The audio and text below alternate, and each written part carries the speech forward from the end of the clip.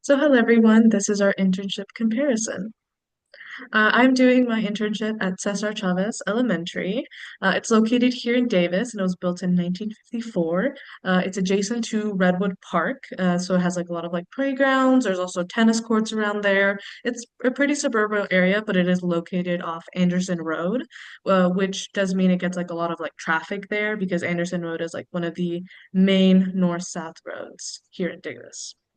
I also included a small screenshot of the Cesar Chavez Elementary website, which mainly has information for like parents about resources, how to enroll students, what programs are available, and how to get involved in any committees.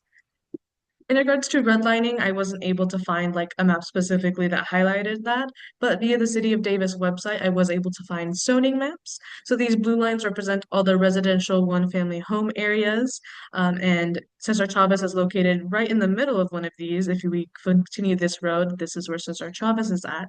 So this is relevant to mention because a lot of these one-family residential areas were built primarily in the 1950s, and they weren't very affordable to like families of color. So these were again kind of like another way to keep people of color out. So my school internship, or my internship school, sorry, is North Davis Elementary. And it's located in Central Davis, and it's also a public school that is part of the Davis Joint Unified School District. It is located in a residential area, and it's pretty close to a library and a high school, as well as a Veterans Memorial Center. And I also could not find a redlining map. However, I did find that the where it's located is primarily a residential area with a lot of white families. I have some photos here just of like the like environment here at Cesar Chavez. You can see like a lot of like open like a playground area, staff posing with a picture of the Dia de los Muertos event, just to give you an idea of sort of like the climate or the environment here at Cesar Chavez. So for North Davis, as you can see in the picture on the top, you could see the grand opening of the multi-purpose room, and then they also have uh, a lot of space for the children to play at, and they also have about 2 to 3 playgrounds on their campus. And to the right, you could see their school website, which offers a lot of resources for parents and students because that is where they could find like the calendar, lunch menu, the bell schedule, and news about the school or about things occurring in the district, and you could also find more PTA information. And the school also provides a library, cafeteria, and a music room. In regard to demographics, I mainly want to focus on like ethnicity. For example, most of the students here at David Cesar Chavez are white, with like the next kind of big chunk being Hispanic or Latino. That is flipped for staff, with the majority being Hispanic or Latino, and then white. There's also a fair amount of like disabled students who like attend Cesar Chavez, and there are a fair amount of like paraeducators or paraprofessionals there as well. So the demographics, 46% of students at North Davis Elementary are white, and then the second largest group is Asian or Pacific Islander, and there are some Hispanic students as well, and two or more races, Black, Native American, Native Hawaiian, or other Pacific Islander students. And 21% of students are learning English. And also, I would like to bring up that 12% of this are students with disability. And then 23% of students are enrolled in a gifted and talented program. However, there is some disparity because white students are 2 times as likely to be enrolled in these types of programs compared to Hispanic students. In regards to state or local policies that affected education here, I want to bring up specifically like Proposition 58 in California, which repealed Proposition 277. So this worked to reinstate bilingual education. And this is really relevant for Cesar Chavez because it's a dual immersion school, so that they like their teaching is almost exclusively in Spanish. However, this is like something that I think was like relatively more recent because when the school was first built, it was known as West Davis Elementary. So it was renamed like in the past 20 years, and I think the dual immersion program has also really taken off more recently. Additionally, as I mentioned, they have a fair amount of students with disabilities that attend here. So the Individuals with Disabilities Education Act, or IDEA, which was passed in 1987 and then revamped in 2004, is also really relevant because this means the school is required to develop EIPs to aid those students with disabilities. So for state policies, one of the ones that affects North Davis Elementary is the Common Core State Standards because, well, these standards require that students meet certain criteria in English language arts and math, depending on their current grade level. And this requires them to take like assessments. For example, they can take the Smarter Balance Assessment, which is a computer-based test that includes performance tests. And also on the right, you can see some of the standards that second graders are required to meet. And the impact of this is that teachers don't have that much flexibility on what they can teach because they have to ensure that these students are meeting the standards. And also, as a result, students might be focused more on like memorizing information to pass the test. So, yeah. And local policy from the Davis Joint Unified District is the policy of district residency, which um, entails the district boundaries.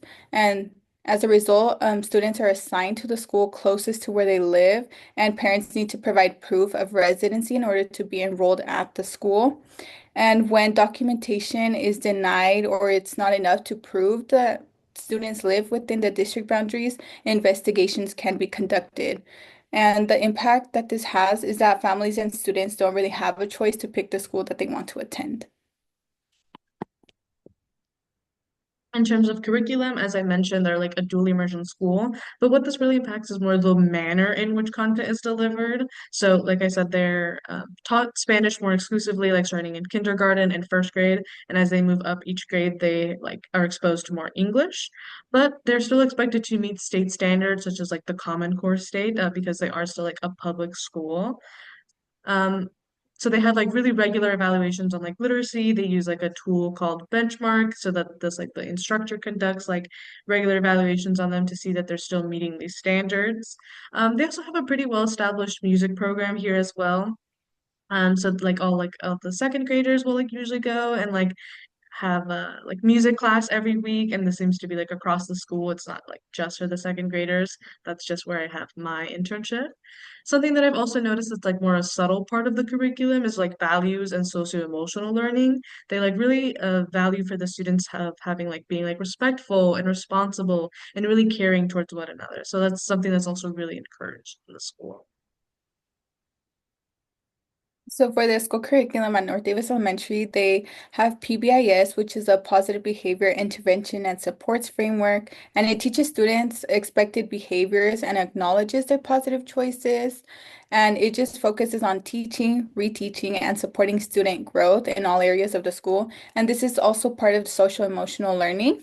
For math, they use Envision Math, which is problem-based and visual learning. And oftentimes they start with problem-based learning and it kind of transitions to visual learning as well. And it encourages students to develop critical thinking skills. And for English language arts, they use Benchmark Advanced, which is a content-based literacy program, and it consists of 10 units per grade level. And after each unit, the students are required to take an assessment, to keep them in check that they're meeting like those English standards. But even though they're still in second grade, they're not required to take like the Smarter Balance testing, but these assessments still kind of are making sure they're on track because like next year, once they're in third grade, they will be required to take the Smarter Balance test. Yeah.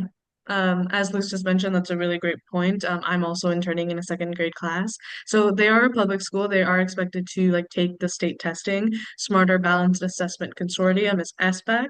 So this is mainly for English and math, but they start in third grade. So our students won't like be taking those quite yet, but they're meant to be like on track to do that in third grade. And in regards to like the testing scores that we have here for Cesar Chavez, the majority of the students do manage to like meet levels or even exceed them. However, some of them are like at the nearly met levels, but a fewer percentage of them are at not met levels or not met standards. And that is equivalent for both literacy and mathematics at this school. So as Luna mentioned, these students take the CASP testing or Smarter Balanced. And as we have already said, since we're interning with second graders, they're still not required to take these tests. However, for North Davis Elementary overall, the students have met or exceeded the standards for English language arts as well as math. And about 49.15% of the students are proficient in English as it's been assessed through the LPAC test. In regards to school governance and resources, Cesar Chavez is part of like the Davis Joint Unified School District. So the district has like a board of education and a superintendent, which are elected positions.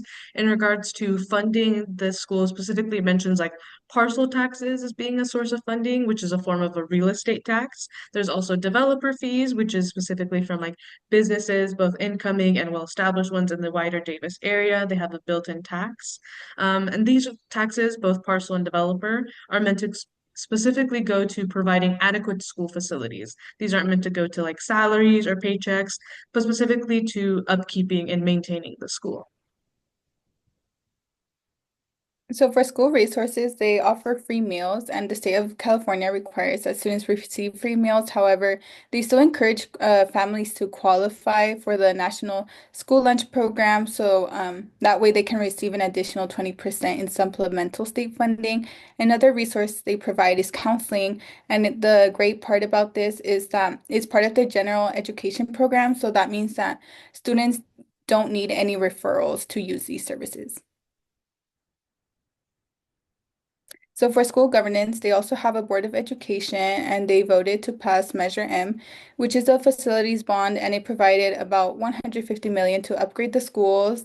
So North Davis has a new multi-purpose room and their plumbing and electrical systems have been replaced, and there's continuous updates that are occurring in the classrooms. And an important thing to note is that all the revenue from Measure M will be controlled locally and not by the state. And also, all funds are to be used for school improvements and cannot be used on administrator salaries or benefits. In regards to community relationships, they have really active parent involvement here at Cesar Chavez. Their PTA is called the Spanish Immersion Parents and Teachers. They have their own like executive board, which are themselves like elected, and they have their own budget and fundraising measures, so they're like very well organized, and they oversee a lot of in-house programs and events, such as a climate committee that is meant to like cultivate a respectful and a caring environment at school and prevent bullying. They also really care a lot about like environmental enrichment. They have two community gardens at school. Like I said, they oversee a lot of programs and events, such as Dia de los Muertos, which is like held every year, and it's entirely like a parent motivated event. So North Davis also has a PTA and it supports many activities and events and organizes a lot of fundraisers like the Jogathon. And as Luna described, the Climate Committee is also here at North Davis and it just develops way to promote student connectedness, respect, and positive learning environment. However, we do also want to offer critical readings of our internships. For example, both of our schools are like located in Davis, so that means that they have like university ties, and it's a relatively wealthy small town, which makes some things like property taxes just a lot more like affordable or an accessible means of revenue. Additionally, Davis has like a white majority. So for Cesar Chavez, it especially calls into question like who does dual immersion benefit? You can be minoritized for only speaking Spanish, but not for just speaking English. So it's interesting that it's like a white majority class getting a bilingual opportunity. Additionally, Cesar Chavez has like a full or all-inclusive model, which means students with disabilities are integrated into the mainstream classrooms. I think this is a really big benefit for them socially, but maybe not in the same sense academically. There are 5 students with IEPs in the classroom where I'm interning at, and something that I've noticed is that the teacher sometimes has a lot of difficulties giving all the students equal attention. Sometimes she has to give those students more attention, or she can't give them as much to attend to the wider class. Okay, so for a critical reading, as a result of the Common Core state standards, I think that teachers oftentimes struggle to keep all the students like on the same track because sometimes students require more help in certain topics and stuff. However, because of the standards, often teachers have to move at a fast pace, so sometimes some students are left behind and don't gain the same knowledge as some of their peers. And according to Jean Anion, North Davis Elementary can be classified as a middle class school because lessons are mostly based on a textbook and so it's very structured, but in some instances, the students are allowed to kind of show what steps they took to get like their answers in math and such. And also, they are sometimes given the opportunity to be a little bit creative when it comes to kind of like art or sometimes science as well. And for parent involvement, I noticed that there's three types of involvements at North Davis Elementary that correlate with the ones that were mentioned in the textbook, which is communicating, volunteering, and decision making. And communicating, I have noticed this because the teacher has an app that she uses to communicate with parents, and also the school puts announcements on their school websites, and they also offer a lot of volunteering opportunities for families. And the PTA also helps make decisions about what programs the schools should offer. Thank you. That concludes our internship or our comparison.